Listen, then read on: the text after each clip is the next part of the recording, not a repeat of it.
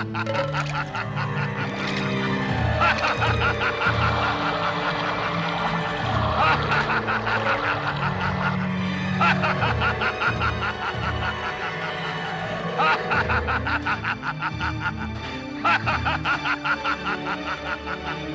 दुर्गमासुर अमर हूँ, अजय हूँ, शक्तियों की महाशक्ति हूँ, कालों का काल हूँ, विधि का विधाता हूँ। मुझे कोई समाप्त नहीं कर सकता। मैं तुझे समाप्त कर दूंगा।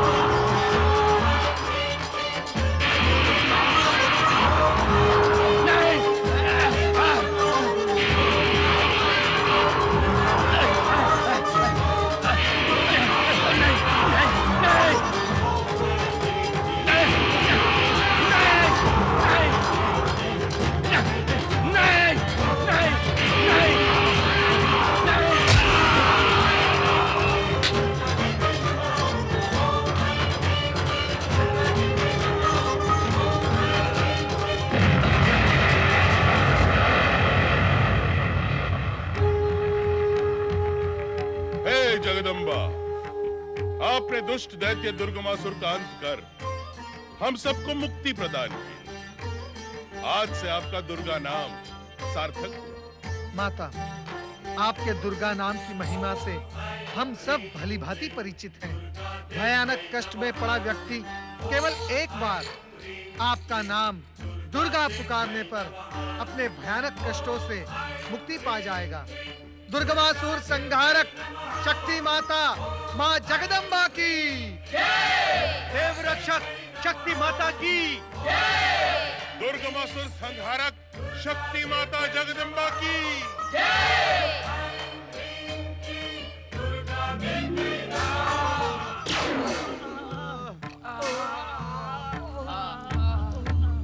जय शिव शंकर।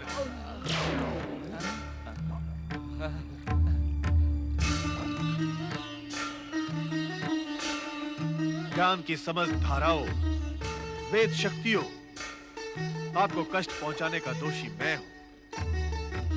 मुझे क्षमा की नहीं, दंड की आवश्यकता है। ऋग्वेद, यजुर्वेद, अथर्ववेद, सामवेद, मुझे दंड दीजिए मुझे। नहीं दैत्य गुरु, आपने स्वयं दंड की अभिलाषा करके अपने पापों को क्षम्य बना लिया है। दंड से बड़ा होता है प्रायश्चित, इसलिए स्वयं आप अपने पापों का प्रायश्चित करें दैत्य गुरु। भगवान शिव शंकर अपने भक्तों से कभी रुष्ट नहीं होते। आप उन्हीं की आराधना करें, वे अवश्य आपका उद्धार करेंगे। वे शरणागत वत्सल हैं। प्रायश्चित भाव से प्रकट होने वाले महापापी को क्षमा कर देना ही वेद ज्ञान है दैत्य गुरु। जय शिव शंकर। शक्ति स्वरूपा माता पार्वती की जय। परार्थ परब्रह्म परमेश्वर शिव शंकर की जय। ओम नमः शिवाय।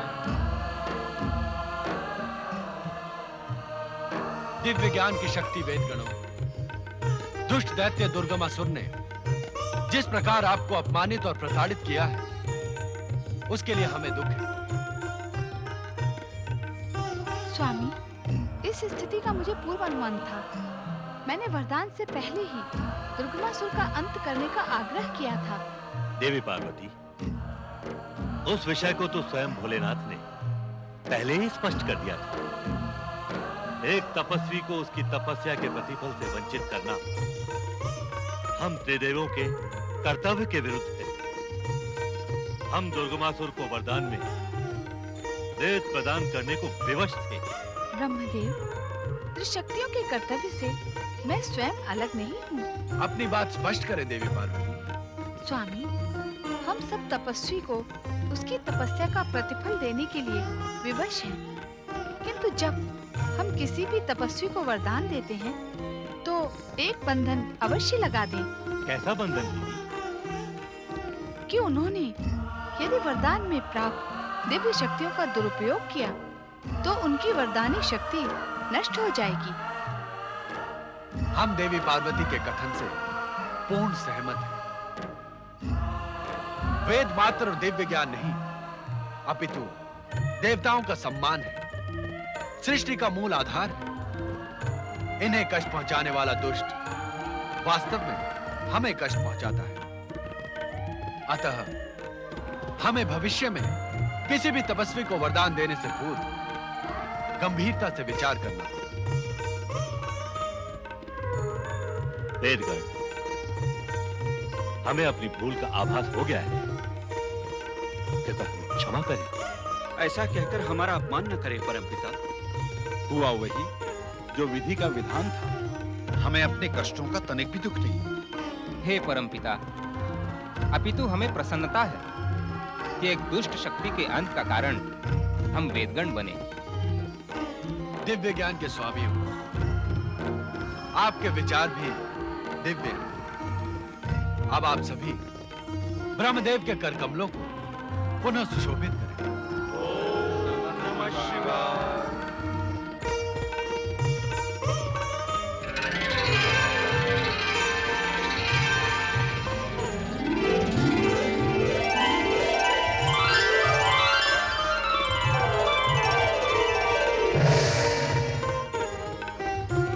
समय शिवलिंग के सम्मुख निरंतर ओम नमः शिवाय का जाप कर रहे हैं। नमः शिवाय, ओम नमः शिवाय, ओम नमः शिवाय, ओम नमः शिवाय, ओम नमः शिवाय, ओम नमः शिवाय, ओम नमः शिवाय, ओम नमः शिवाय, ओम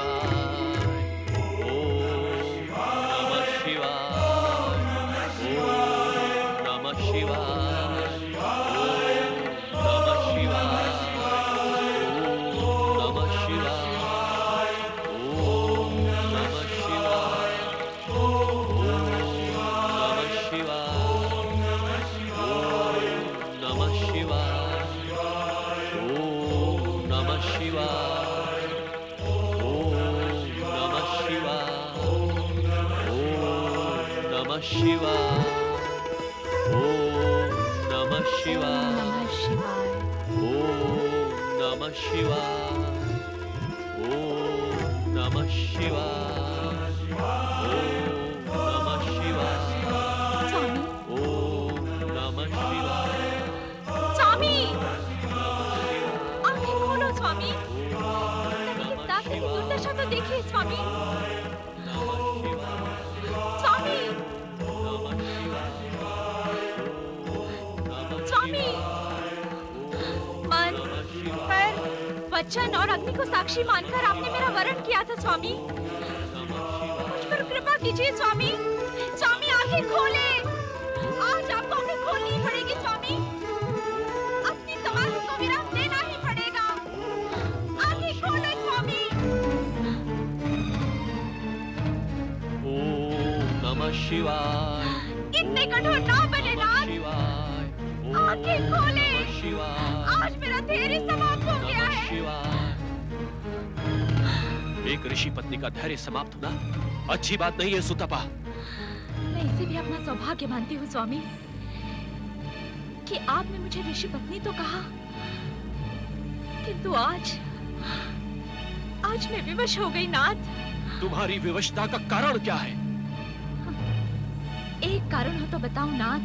सुतपा, मैं इस समय समाधि अवस्था में हूँ।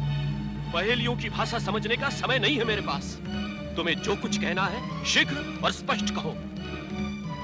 स्वामी, आज संभवतः पहली बार मेरा हृदय आपके प्रति उठने वाले प्रश्नों का उत्तर देने में पराजित हो गया है। कहने के बाद भी तुम कई अर्थों वाली भाषा बोलकर मेरा शिव आराधना में लगने वाला समय व्यर्थ कर रही हो। स्वामी, आप तो कहते हैं कि प्रश्न में ही उसका उत्तर छिपा रहता है। सुतपा, तुम प्रश्न नहीं पूछ रही हो, मेरा मन शिवाराधना से हटाने का प्रयास कर रही हो, और ये एक दंडनीय अपराध है। दंड? आपसे विवाह के उपरांत जिस दंड को मैं सह रही हूँ, क्या उससे भी बड़ा दंड है ये? मुझसे विवाह का दंड? सुतपा, क्या कहने की इच्छुक हो तुम? स्वामी, मेरे पिताश्री ने आदरणीय ऋषि समाज के समक्ष आपको मेरा कन्यादान किया था। हाँ, ये सत्य है। तो क्या ये सत्य नहीं कि विवाह के दिन से आज तक आपने मुझे एकाकी उपेक्षित जीवन जीने को विवश किया है? सुतपा, और क्या ये सत्य नहीं है कि एक ऋषि के रूप में महान आदर प्राप्त करने वाले आप एक गृहस्थ के रूप में हर तरह से पराजित हुए हैं? सुतपा! यदि आपको ब्रह्मचर्य में ही लगे रहना था, तो आपने विवाह किया ही क्यों? क्या भविष्य के इस प्रश्न का आपके पास कोई उत्तर है स्वामी? प्रिय सुतपा, सुमुखी, विवाह करने के पीछे मेरी इच्छा से बड़ी थी तुम्हारी कामना। मैंने तो आजीवन विवाह न करने का निर्णय ले लिया था सुतपा, किंतु तुमने मुझसे विवाह करने का हठ ठान लिया था, और तुम्हारे हठ के आगे मैं और तुम्हारे पिता विवश हो गए थे। मैं असत्य तो नहीं कह रहा ना? नहीं स्वामी। विवाह के उपरांत मैं तुमसे अनुमति लेकर इस निर्जन वन प्रदेश में शिवाराधना के उद्देश्य से चला है। मेरे जीवन का एकमात्र उद्देश्य है अपनी तपस्या से भोले शंकर को प्रसन्न करना, किंतु आज तुम मेरी तपस्या में बाधा डालकर अपयश और पाप की भागी बन रही हो।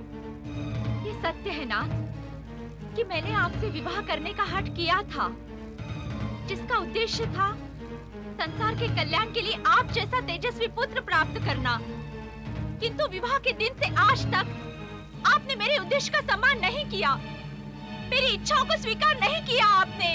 ये तुम क्या कह रही हो सुतपा? मैं सत्य कह रही हूँ नाथ। मैं सोचती थी कि एक न एक दिन आप अवश्य मेरी भावनाओं को समझते हुए अपने पतिव्रत धर्म का निर्वाह करेंगे, किंतु आप जैसे ब्रह्मचारी पहले थे, वैसे ही विवाह के उपरांत भी बने रहे। सत्य तो ये है सुतपा, विवाह में मेरी तनिक भी रुचि नहीं थी। मैं मात्र शिव दर्शन और शिवलोक की आकांक्षा में हूं, किंतु मुझसे तुम्हारा दुख भी नहीं देखा जाता, क्योंकि दुख देना ऋषियों का स्वभाव नहीं होता। अर्थात? सुतपा, मेरे अखंड ब्रह्मचर्य व्रत को समाप्त होने में मात्र 1 माह शेष है, और इस समय कृपा करके मेरी तपस्या में बाधा न डालो। यदि शिव इच्छा हुई तो इसके उपरांत मैं तुम्हारा दुख दूर करने का प्रयास करूंगा। शिव इच्छा? ओम नमः शिवाय, ओम नमः शिवाय।